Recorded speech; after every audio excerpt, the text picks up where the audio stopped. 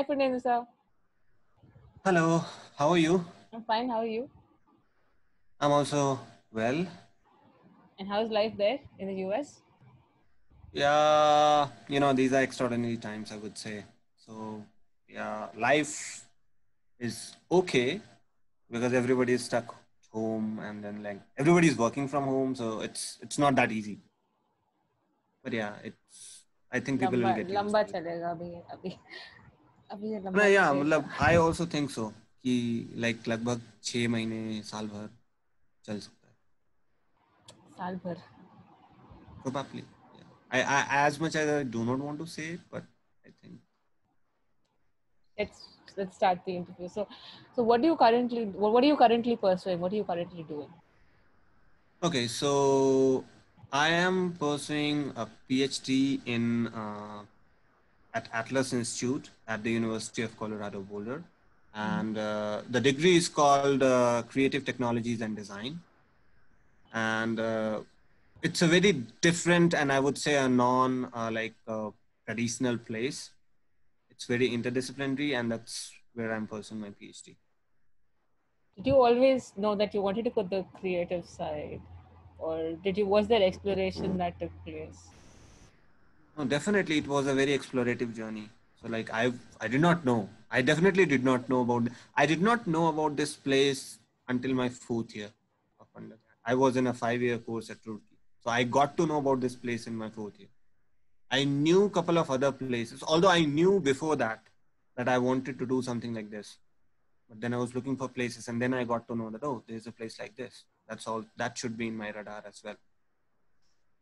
So this is how it went. But yeah, like if you ask me that I came to Roorkee, so I have a like I was in a 5 year integrated MSc program in physics in Roorkee, and I came to Roorkee with the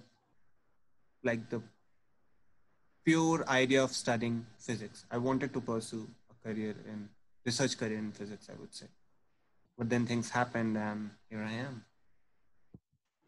What is the kind of work that you do there? Like, what is your major area of focus?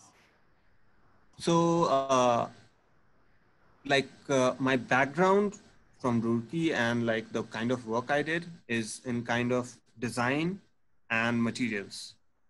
So the kind of work I You do have a here is specialization in materials, right? With your master's in physics. yes. So usually at Roorkee, what happens? It's called like condensed matter physics. So they give you a specialization in condensed matter physics, and this is how like that's the physics of materials, I would say.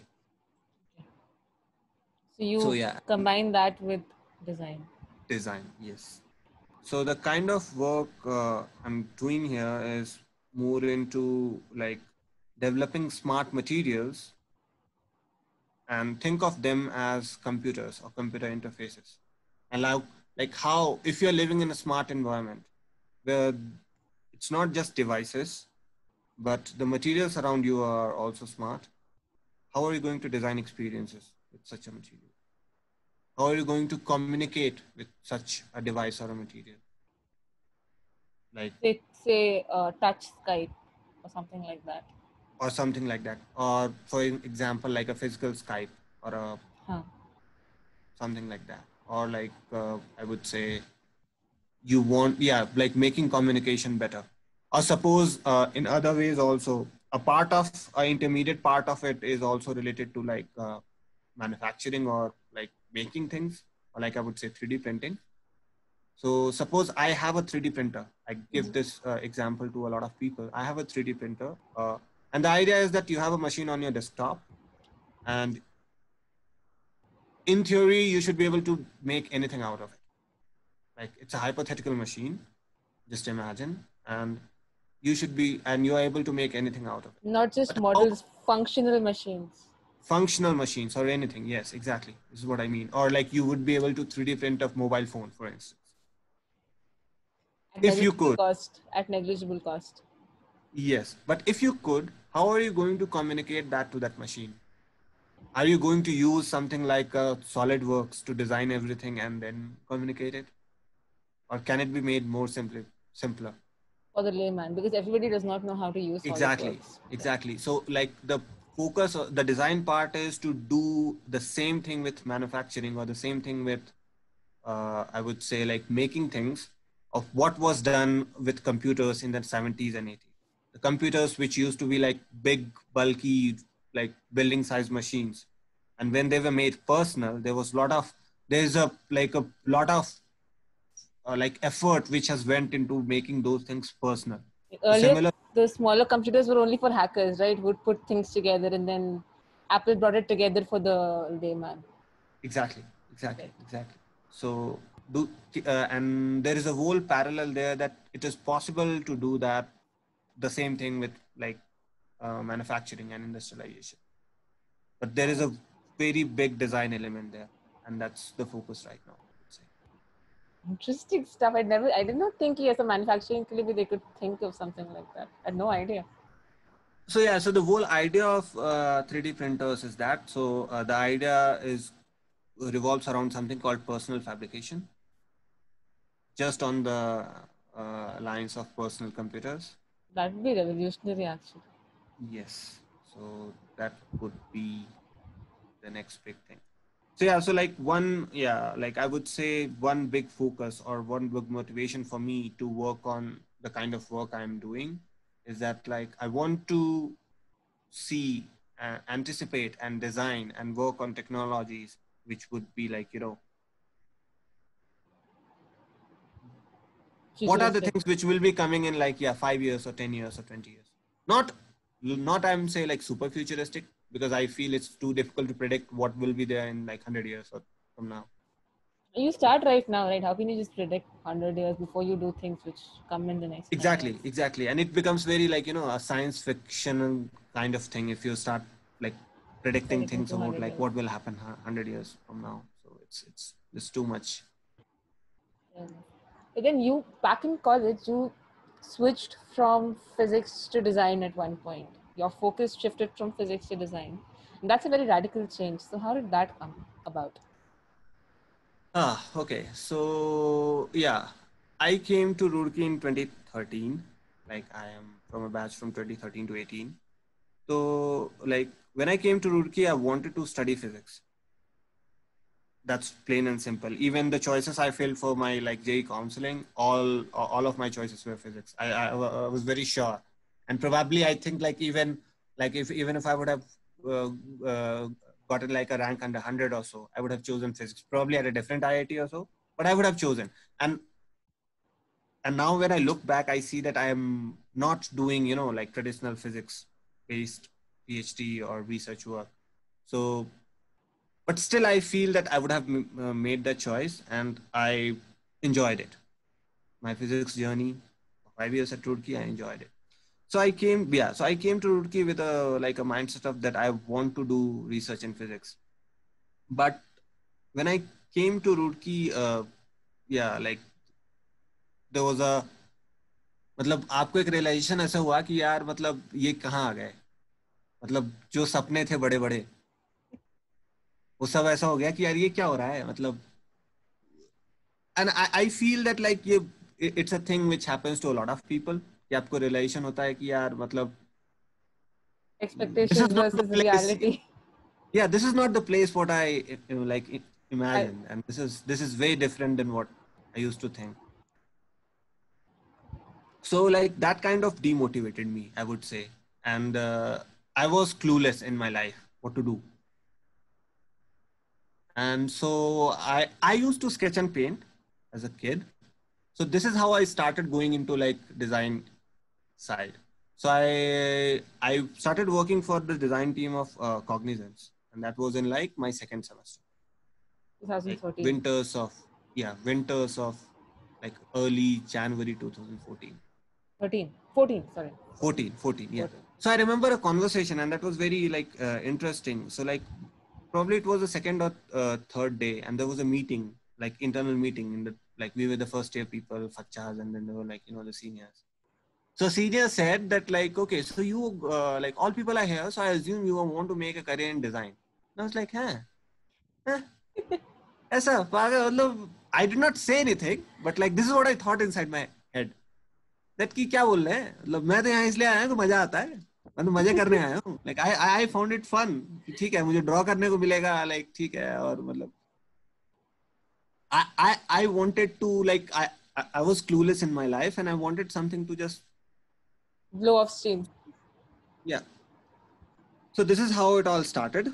But then I got to know about other things. Like I got to know about UI UX.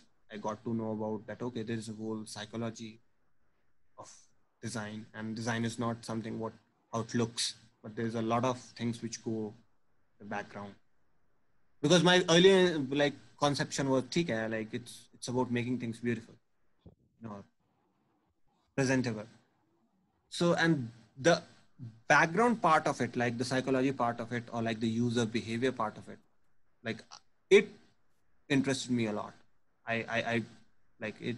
It The whole problem motivated me a solving lot. side of it, the whole different stakeholders, and you bring things Exactly, together. exactly. So that was my motivation in design. But then I also feel that I was still not sure, and I have been through a lot of like uncertain times in my life, way more. So like when I came to Roorkee, I wanted to do nuclear physics, to be honest, and probably because I was fascinated by, I wanted to work on nuclear fusion because I was fascinated by the end goal, I would say. And when I took some courses related to that by the end of my second year, then I realized that that's, yeah, probably the end goal is motivating enough, but I would not have enjoyed the journey. And the journey felt like, yeah. And now I feel that that's very important. And that was the first lesson I would say I learned in Roorkee, the harsh lesson, because that changed my perception of what I wanted to do in a way. Or like, like I had dreamt for that for a long part of my life. And then it came to me that, okay, no, this is not a right path for me. A lot of people go through that. So was it Yes. around the same time that you and your fellow batchmates you conceived Design Studio? Not really. Design studio. So design studio, I was just, I would say a small part of it. The people, You the served initial as the people, president for Design Studio. That's a that lot is of humility, and you are a co-founder of Design Studio. okay, that is okay. I feel that that is true, but the point is that there were a lot of people who were involved, not just me, and a lot of seniors who were involved, and they were the people. So it was a like a not a single person's brainchild, I would say. It came out into in group discussions, and it was a group effort, or like that's where like I feel that that was very interesting. So design studio came quite later. The idea of design studio, yeah, it was conceived around the same time, like 2014 or so. So like me, couple of my friends, and then seniors, some juniors as well. By the time I was in second year, so yeah, we thought that there should be a group, student group for design in the campus. But what it would be, what would be the structure like, we didn't have any idea. So gradually, more and more people started coming in, and this process was going in the background. I was involved there, but I would also say that like there was another parallel thing. I was not sure what I wanted to do in my life. So there was another parallel thing which was also going in my life where I kind of, so for all of my second year, I was doing like extensive UI UX designing, I would say. मतलब ऐसा हो गया था कि second year में मतलब ऐसा कोई भी दिन नहीं होगा जिसमें मुझे लगता है कि मैंने फोटोशॉप या इलस्ट्रेटर खोला नहीं होगा, लाइक इवन मिड टर्म्स और एंड टर्म्स के time. So by the end of it, I was a bit saturated. And then the thing is that I always like to build things, like working on hardware. Like as a school kid, मैं काफी चीजें बनाता था. तो मेरा conception IIT में आने का ये था कि मुझे ये करने को मिलेगा. और मेरा मतलब ऐसे मेरे तोते भी इसी बात पे उड़ गए थे कि यार यहाँ तो ये कुछ नहीं चल रहा है, या तो मतलब ऐसा कुछ नहीं चल ठीक है. रहा है. हाँ, but the point is कि like some good people also joined in my department, like some new professors, and they, I would say that they enabled an environment जहाँ की मुझे वो चीजें करने को मिली. So I also got involved there. So I started working on a project under him. This was in my like second year of summer. और वहाँ मैंने फिर ग्राफीन नाम के एक मटेरियल पे काम किया. It worked well. वहाँ एक पेपर के लायक काम हो गया. We also worked on a device. and हम उसको पेटेंट कराने के प्रोसेस में लग गए. So that was a very productive summer for me. But Summer of still I was not 2015, 2014, 15, 15, 15, summer of 2015. 15, summer of 2015. But I was not sure what I wanted to do in my life still then. And around that time only I met a senior of mine in the Center of Nanotechnology, because it was a place where our lab was and we used to work there. So he had a startup and he needed some people to join. Log9 materials. Log9 materials, yes. So So this is about how that journey so about started. Log9 materials, I was very curious about Log9 materials actually. Log9 materials is not a conventional startup. So अभी ऐसा है कि when you see people starting up, you don't need more than a laptop. These are all internet based companies. Log9 materials, on the other hand, just by the way, people who don't know, it's a very successful company right now. Okay, so Log9 materials worked around graphene, right? Yeah. Graphene and innovation with graphene. So that requires a lot of physical facilities. That requires a laboratory. That requires skill of working with graphene. So, as far as my imagination goes, I think there must have been that must have been difficult to set up, right? So, how did that? How did you So do that? that's true. I would also say that apart from like obviously that requires a lot of facilities and skills, but I would also say that this was not the most difficult part. The most difficult part was to have guts to do that, where Exactly. everybody, yeah, like Exactly. yeah, and that was the point. Like that's where I like give credit to Akshay, like Akshay Singhal, who was the co-founder and like he's the founder and CEO.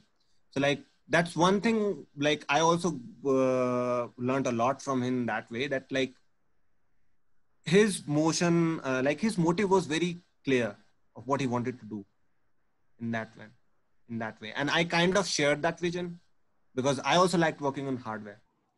तो हमारा ऐसा था कि हम मतलब internet based या software based कुछ नहीं करना चाहते.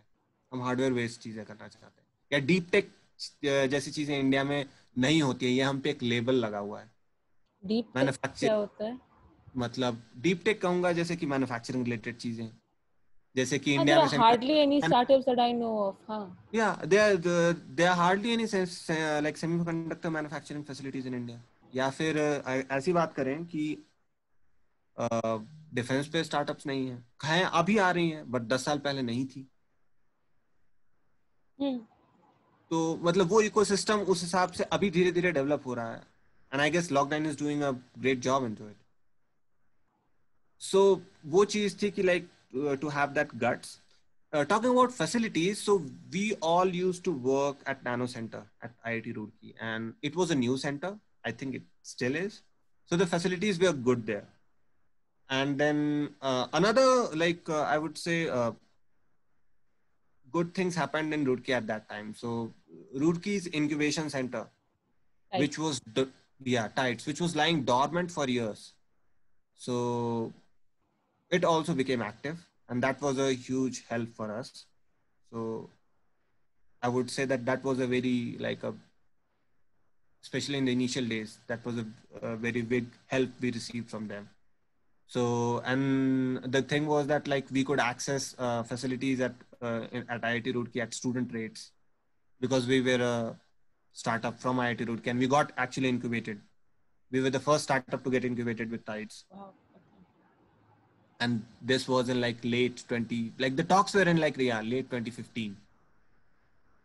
And yeah, so in terms of, but I also think that, so when I came to Roorkee, I became a bit disappointed because of the facilities or the environment I saw around. But I also feel that like I was unaware of a lot of things. That So is they were all, yeah. So like there is, I would not say exceptional, but good enough infrastructure in Roorkee. You just have to know where and how to find it, and you can do your work. So that also I got to know when I get involved. I got involved into the projects I was doing over the summer. That there were things you could do here. There were facilities which you can use, and So, and now I feel the things have changed a lot. So I feel things like tinkering lab and other facilities are there, which are as good as like the maker spaces as I've seen it. Like I've seen the maker spaces in Berkeley or like I would say Stanford. They're as good as that in terms of facilities. That is something to Yeah. say. But I'm talking about in terms of facilities. I still feel that there are other problems in Roorkee, but yeah, we can talk about that later. So, so how did you like? You made a few projects or something. How did you get Log9 rolling? Yes. So the the core idea of Log9 was to work around technologies on graphene, and the initial idea was that like yeah, because it's like in a startup, you try in the beginning, especially you try different ideas and then pivot around what works and what doesn't work. You just leave it behind. It's a learning process for everybody. So the idea initially was to like, okay, just manufacture graphene and like make commercial technologies around it. And we tried to pick up easy areas where we could directly apply things. So one of the like most straightforward way we could think of was purification, or like clean tech. So like trying to make air purifiers or water purifiers based on graphene. And this was a time when we were like looking like vigorously looking for funding, because we were incubated at Tides, but what the amount of seed money what Tides provides was nothing in comparison to what we needed to have a manufacturing or startup get going. So yeah, and actually the first product we launched, which was kind of the cigarette filter, so that came out as a a pivot for a, we wanted to actually make an air filter, like an air purification unit, but it turned out that like whatever we had, it worked too good with cigarette smoke or tobacco smoke. Did that get So we could commercially shipped? Did you monetize it later on? Yes, yes.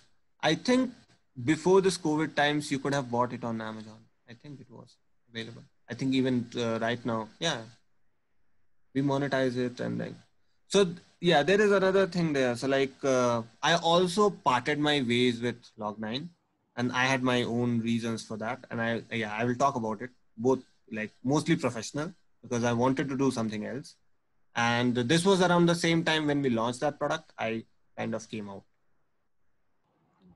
So you worked on that product, but after that you did not work on Yeah. other things. So yeah, because I got a purpose, I would say, where I felt that I fit in there, and then I moved out. So when I made that decision that I wanted to like kind of move out of Log9, it did not go down well with a lot of people, people around me or people who were in my I close can circle of imagine.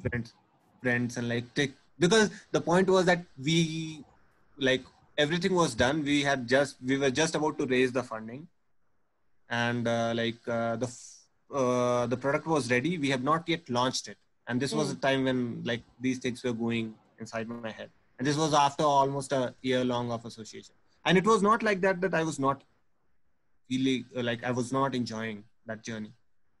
It was going good for me, but then the point was that yeah, I got addicted to something else, and I wanted to do something.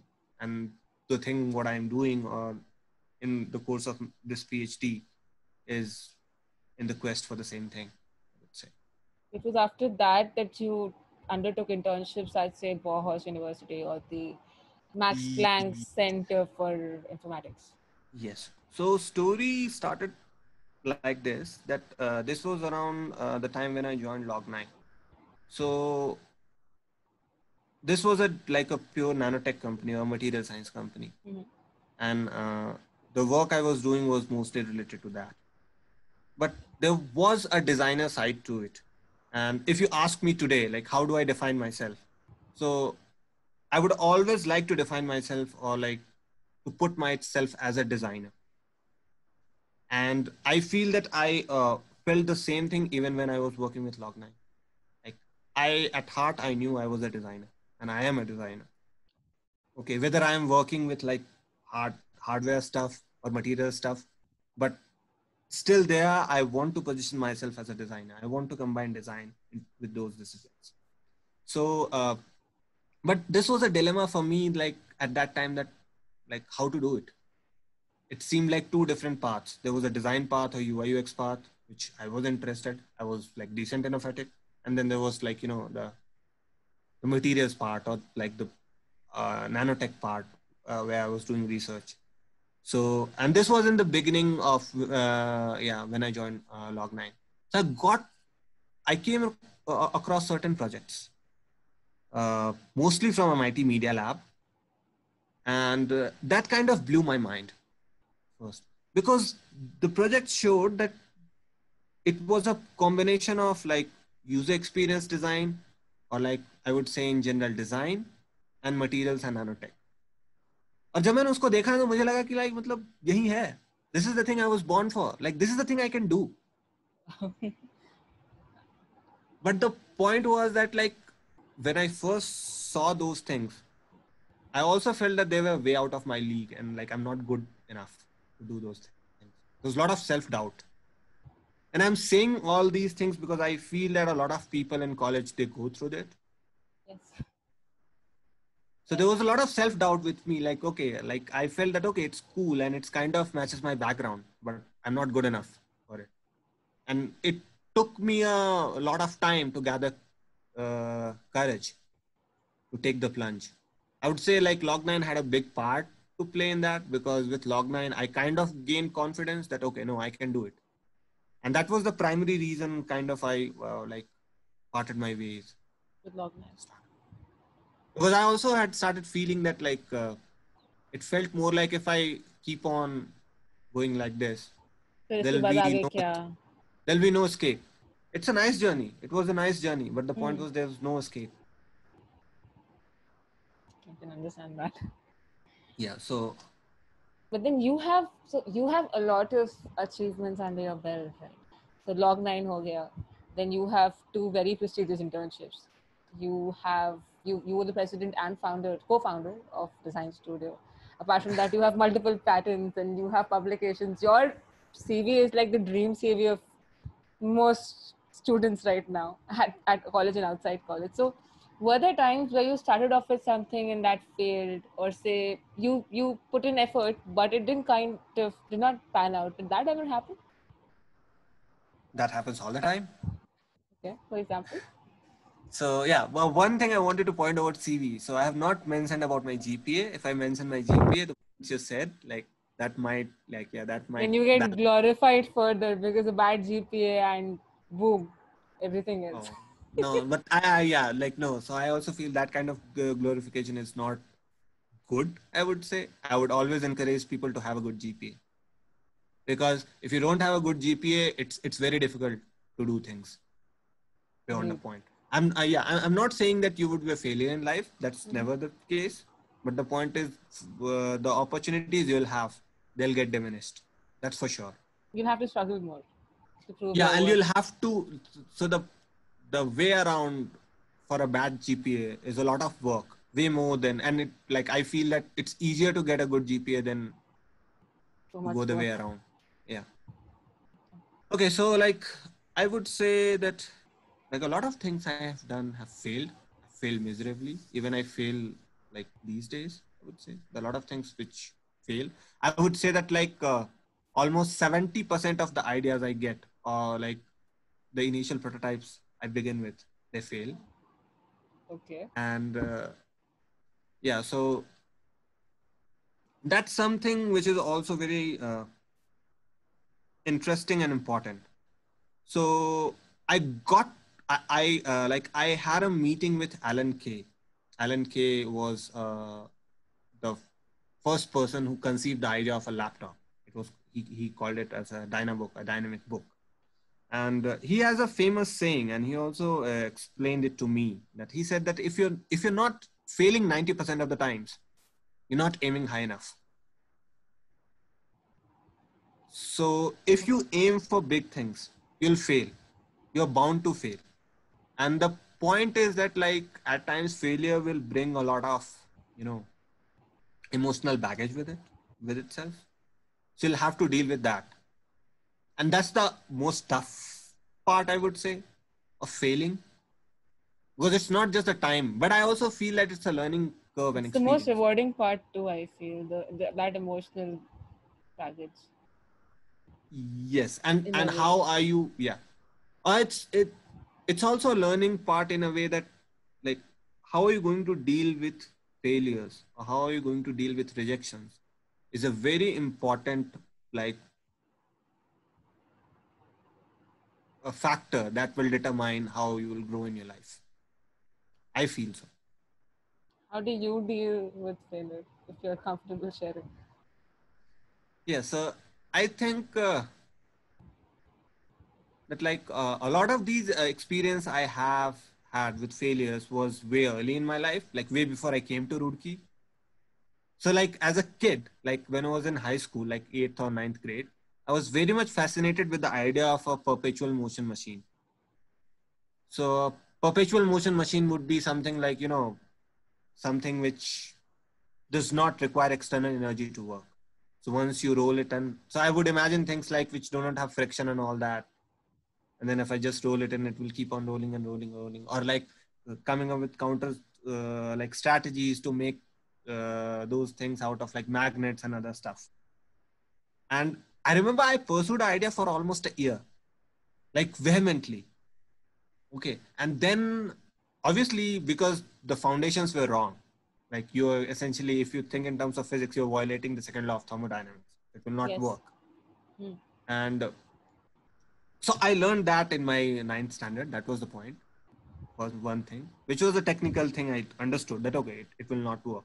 But beyond that, I also learned that, okay, there will be times when you will put a lot of effort into things and they will not work out the way you want it. So yeah, in a way, I feel that this was a very early realization in my life. But then again, like coping up with failures, I'm those experiences made me more prepared for failures, I would say. And I also think that being an entrepreneur or like being a researcher, like, आप fail होगे, इसकी guarantee है. But the point is कि, like, you have to come up with strategies to, like, get up again and do gather the courage, and then again go ahead with a new energy, different set of ideas. So, बड़ी like, बात I कह think the. that I'm sorry. मैंने कहा बहुत बड़ी बात कह दी आपने. आप बोलो. Like, so I feel that, like, being a, like, startup world and research world, there are a lot of similarities. A lot of people will not agree with this, but this is my personal opinion. And I see that the work process goes very much the same, where you try out different things, you have multiple ideas. Obviously, you'll always want to evaluate them and work on the most promising ideas. But at times, the best way to evaluate is to, like, proceed ahead and see how it works out. Fail And that's where fast, you will fail. basically. Yeah. Yes, and that's Fail where you will fast. fail. Yeah, but yeah, and fail fast. Yeah, that's very important. That's a very important thing to do. Like, yeah, or that's, I would say, that's the idea behind rapid prototyping. That fail fast and then Yeah. The whole idea behind Google Sprint, and this is also what Phil Knight said, right, with Nike. yes, or exactly, or this is like nowadays. This is a part of like the design curriculum in most of the universities, or the whole idea of that. Okay, you should be able to come up with more and more strategies one time, or like this is the basic idea of brainstorming, I would say. That you discuss different strategies and then weigh on what are the advantages and like the limitations of each of the options you have, and then go ahead for the best option you could think of. Deep stuff. Okay. So, Okay, so finally, I think we'll just final question and we can wrap this up, I think. So, okay, sure. top three lessons so far, like apart from what we've discussed, are there any other major lessons in your life that you've learned, personal, professional? So yeah, I can put it in this way. So You like can share one more thing, than three. We'd be happy to know. sure. Sure. I would not say it's like a hard fast rule for 3 or 5, but yeah, I will say what are the things I feel I've learned, and these are all my personal experiences. So I feel that like at times it's very important to explore a path or to go further into it. To give an example, I came to Roorkee and I wanted to study physics, like, and I wanted to work on nuclear physics. And when I took courses, I realized that no, even though I was motivated by an end goal, and that was very fascinating for me, but then the process was not nice, or like it was not good for me, and probably I was a misfit there. I was not fitting well enough in that territory. It was not my thing. And then I went into something else, which was, and to give an interesting perspective, when I came to Roorkee, I had a very negative sentiments about entrepreneurship. Like I felt that, okay, like, like a lot of researchers share those kind of things in many ways. That's a money making thing you don't want to do. You're involved with the pursuit of like purely, academic stuff. You just Okay. want to do research, and that's like commercialization is something which is at times frowned upon. Okay. So I would say that, yeah, I there were times in my life where I used to think like that, but then by the end of time, by the end of my stay at Roorkee, I got involved into a startup, and I almost enjoyed that experience. And probably I think even afterwards, when I leave from this place, there's a very high chance that I would end up doing something similar. So the point was that I explored those parts, and then I got to know that these are the things which I like. You should not have prejudices, basically. Yes, that's very important. That's very important because the point is that when you come to IIT in general, I feel the amount of exposure you get after you come to IIT is immense. You might not always realize it in the process when you're getting it, but there's a lot of things which yeah, I come agree. across your way. I agree. So and that will shatter and like change your perception about things, and you should allow that to happen. So yeah, don't have prejudices. The second thing I feel is that like I feel that talent is very overrated. Okay. So I feel after a point, talent, so like after a threshold level, talent is not something which is the most determining factor of where you will end up. And what do I mean by that is I do not like the word success, but I would say, for instance, like I would say that like the same principles also apply when you're doing research, and when you're doing like you're founding a startup or doing something else. And I feel grit or perseverance is a way more like underrated quality, and that is something which plays a very important role in later in your life. Or like I would say, when suppose you're working on a research project, you come up with ideas and you fail, you will be saved by your grit. That okay, you want to do it. The ability to gather the courage to okay, get up and then Do it like again. do it again. So yeah, knowing that will help you like go through tough times in life. That grit is the most, I would say, it should be the most cherished thing or cherished quality in a human being. That might have been an overstatement, but yeah, these are my personal views, I would say. Yeah, that being said, I also feel that like talent is necessary. It's not like it's not important, but once you cross a threshold, that will not decide. The talent, like talent doesn't matter after a point. I would say, for instance, like for the most of the people who have came to IIT, so they have crossed a certain threshold. So after that point, I would say that your other qualities matter more than your talent. There's actually a quote for this which says that hard work beats talent when talent doesn't work hard. Work hard enough, yes. My father says that a lot of times. All right. Wise words. Yeah. Anything else if I could think of? I would say that. Yeah. Another thing is that like, and this is a very personal advice. Mm-hmm. So I would say to a certain extent or to a certain degree, be stubborn. Why I'm saying it? Because that will help you, that will save you from peer pressure, that will save you from a lot of things which you like, which are not nice, I would say. And that will make you more independent.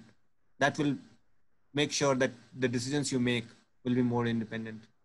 And I also feel that like for a lot of like I get to talk to a lot of juniors these days from college, and I feel that that used to happen even when like I was in college as well, that there's a lot of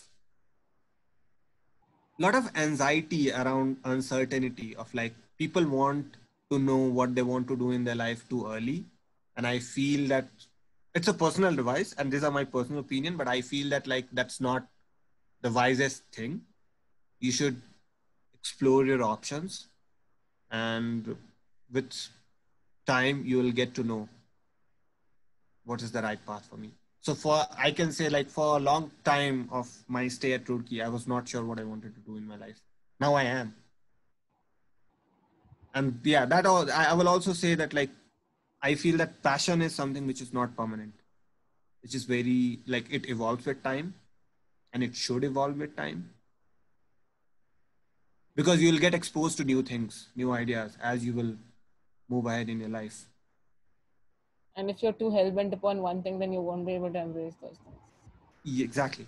And it might be possible that the things which came later in your life would be the things where you are more suitable, will fit in those places better than what you thought your passion was. Mm-hmm. So yeah, don't be hell bent on. One thing, be open to other things. Yes. Wise words.